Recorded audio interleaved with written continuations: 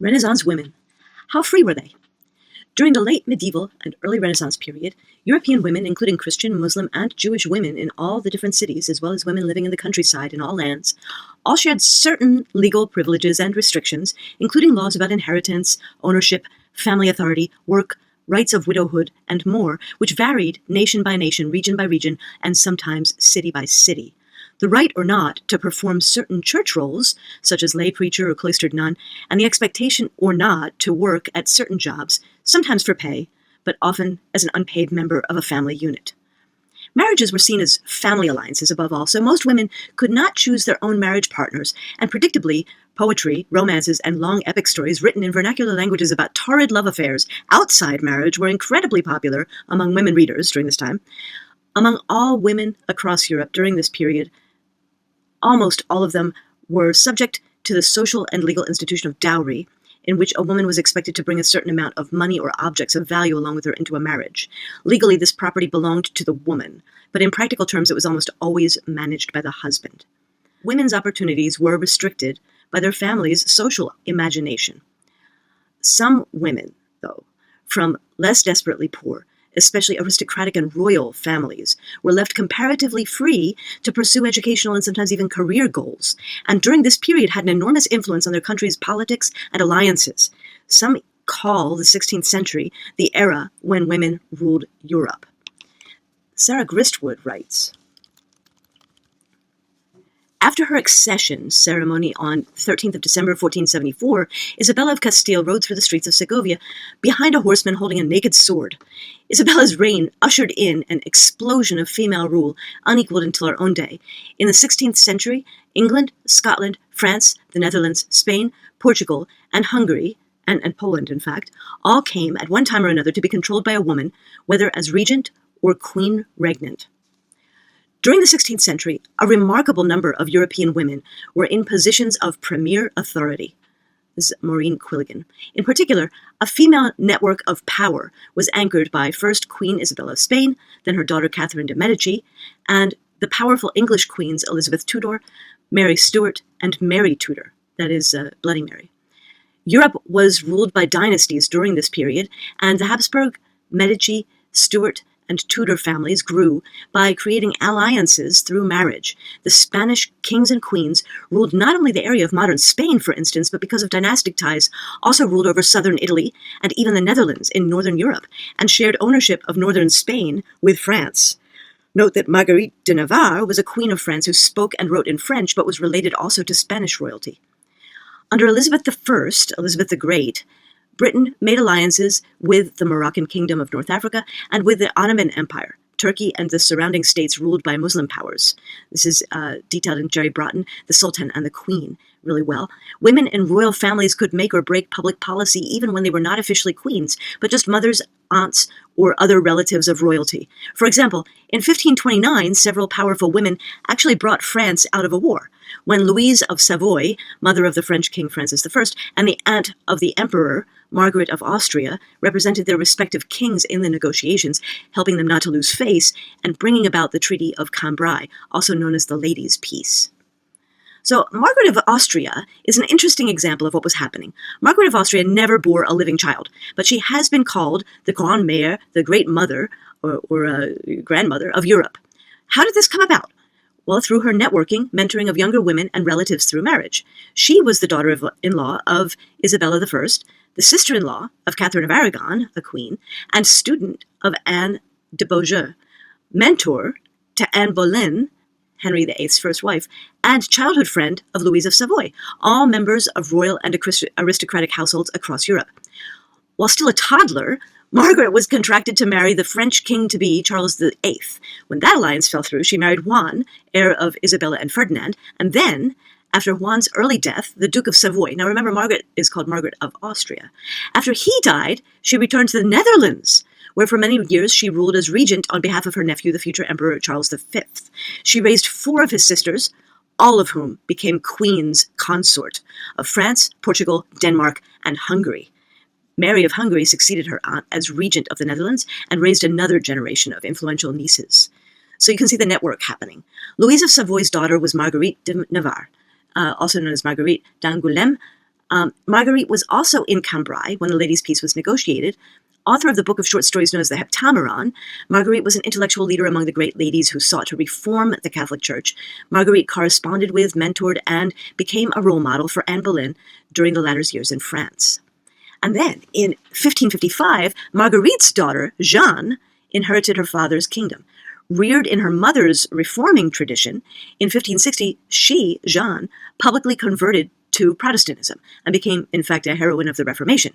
When summoned to appear before the Inquisition, Jeanne was saved by the intervention of another networking queen, Catherine de' Medici, even though the latter was on the other side of the religious divide. She was a Catholic. This network of women rulers who were living very public lives and networking with one another very publicly must have made it at least thinkable for average women to aspire to something more than staying in the shadows and taking care of their husbands and male children. Of course, throughout Europe, average women often struggled, like average men, to put food on the table and to manage households. Career women of the Renaissance, although property laws and laws of inheritance, as well as cultural expectations, often kept them working for free at home, some women participated in what we would call careers.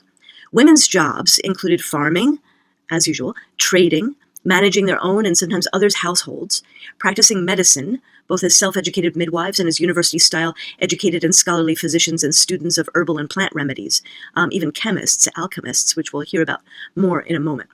Careers in the church. Families not rich enough to sponsor their daughters' dowries, and so who could not expect to marry the daughter off to a man who had money to support a household and children, often sent their daughters instead to convents.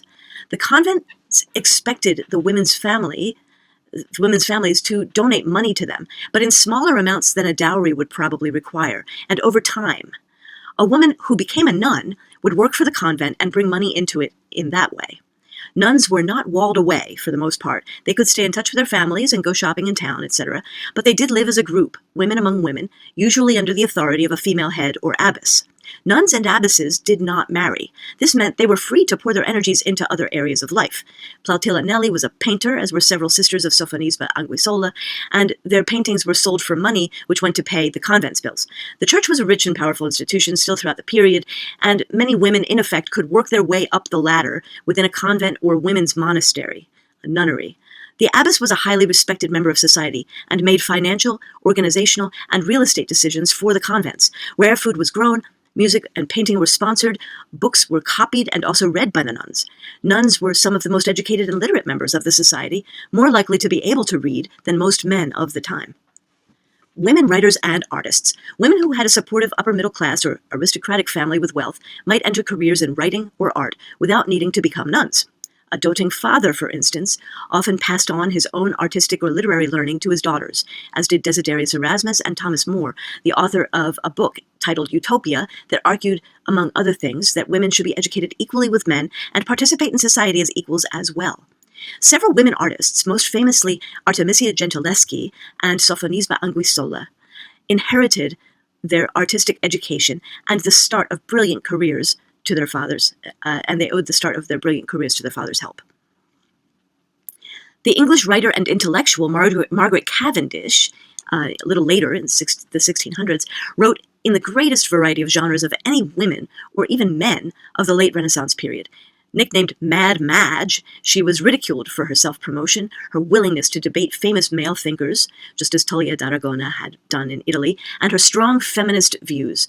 A friend of the Queen, who accompanied her in exile in Paris during the English Civil War, Mad Madge not only published Poems and Fancies in 1653, that's a poetry book, but went on to write books on physics, chemistry, and biology, 2 volumes of plays, fantasies, essays, letters, an autobiography, and a biography of her husband.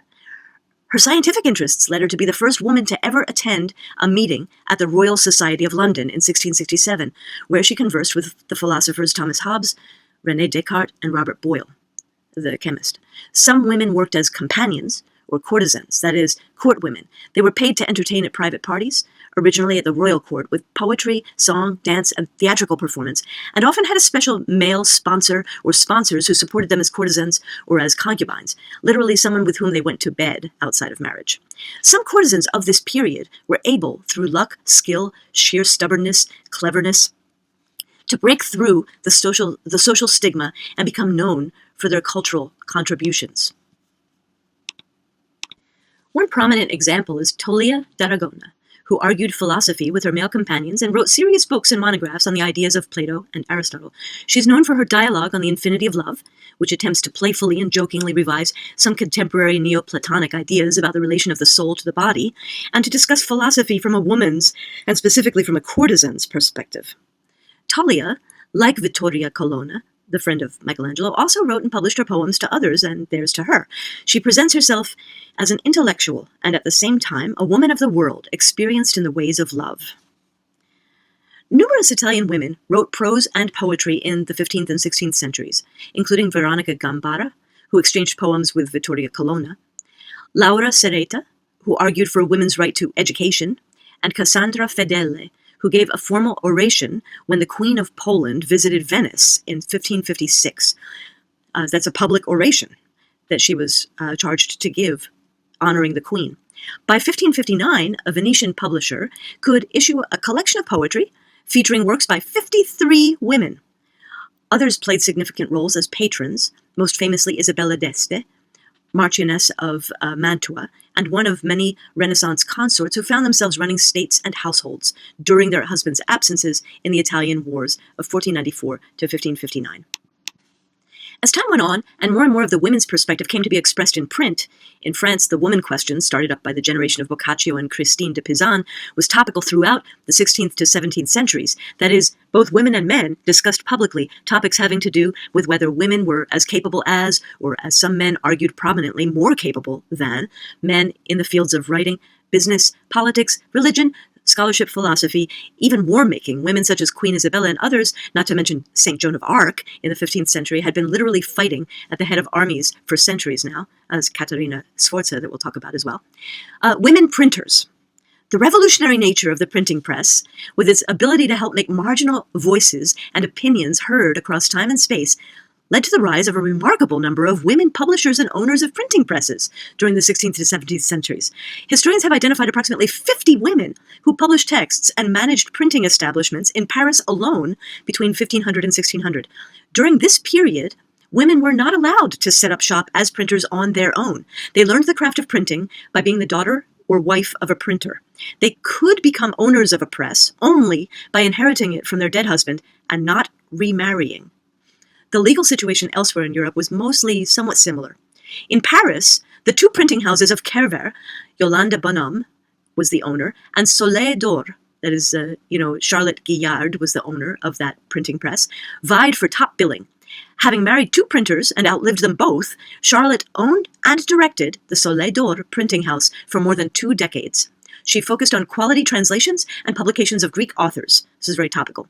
Charlotte and Yolande collaborated on some publications, and both signed the same legal complaint regarding the poor quality of the paper available for sale in Paris, which was of concern to all printers, obviously. So the two of them, actually, their printing presses even worked together. Women printers were numerous across all of Europe, not just in Paris. From the mid-1500s to the mid-1600s, women made up 10% of the printing workforce in London. In Spain, Maria de Quiñones was a Spanish book printer. She married the printer Juan de la Cuesta in 1602, who left for India 5 years after their marriage. So she managed the business for the next 50 years, till 1666. Her company was one of the most successful in Spain and responsible for the publication of a large amount of the literature of the Spanish Golden Age, including authors such as Lope de Vega, Tirso de Molina, and Pedro Calderón de la Barca. In the 1700s, there was an explosion of presses and of women who operated them. A Swedish book printer and publisher and proto-feminist poet, Katarina Ahlgren, was the publisher and chief editor of a number of women's periodicals in Stockholm and Finland between 1772 and 1783. Throughout her life, Katarina was a writer, a lively linguist, a female preacher, and a public educator. She was unique, but was viewed with a great deal of suspicion, but mostly by the men.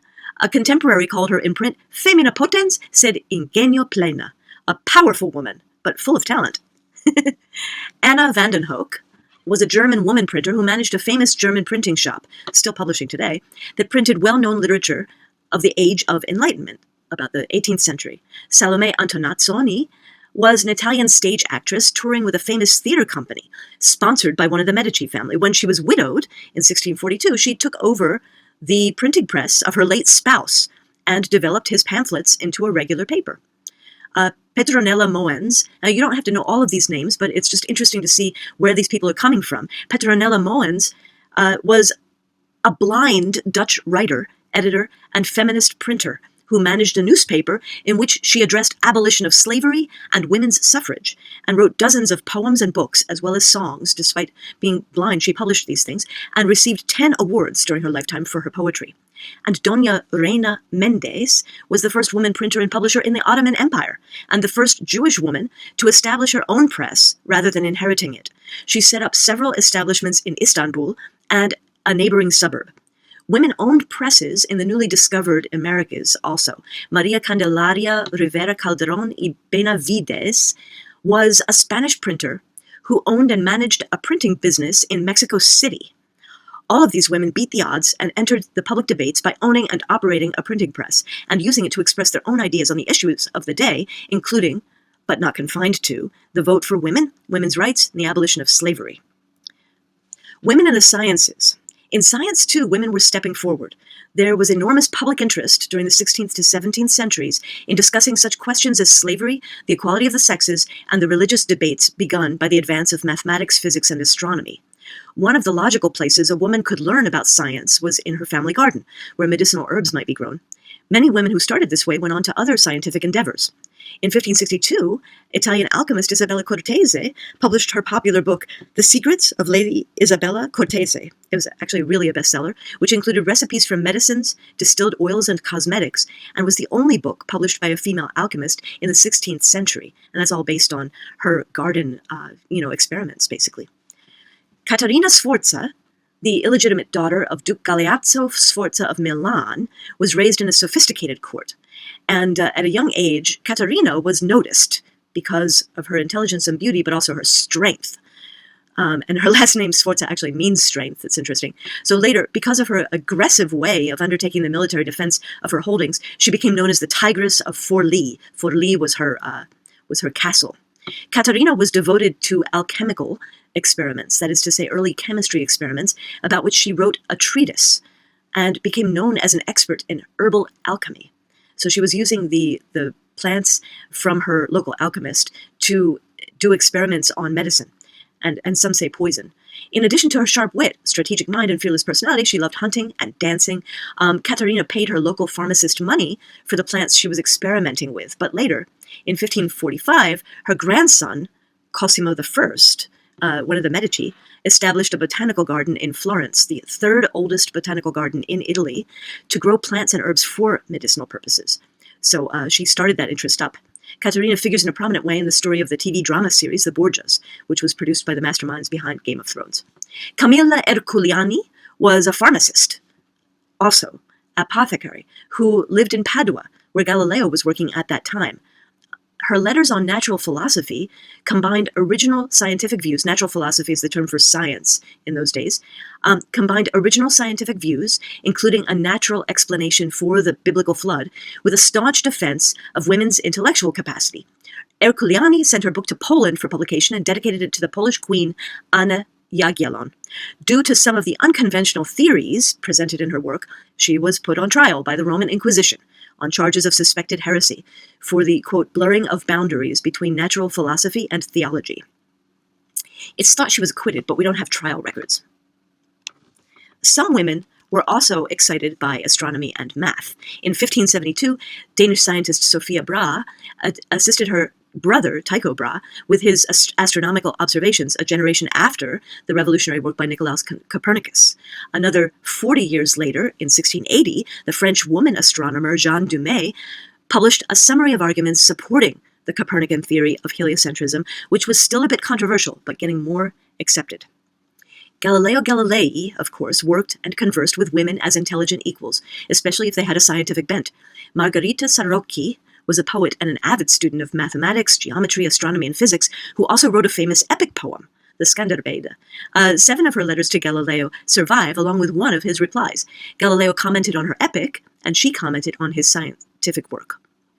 Galileo also had a deep attachment to his oldest daughter, Virginia, who became a nun and adopted the name Suor Maria Celeste, but continued writing and receiving letters to and from him, and reading and commenting on his scientific contributions.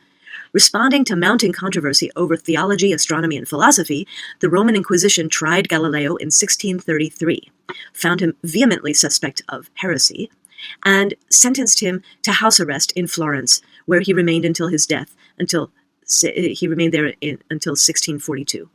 Virginia, his daughter, unfortunately died at the age of 34, just 1 year after he was sentenced. But they talked and corresponded throughout her life. He respected her opinions and discussed science and his theories with her. Deva Sobel's book, Galileo's Daughter, a historical memoir of science, faith, and love, is based on the surviving letters of Virginia to her father.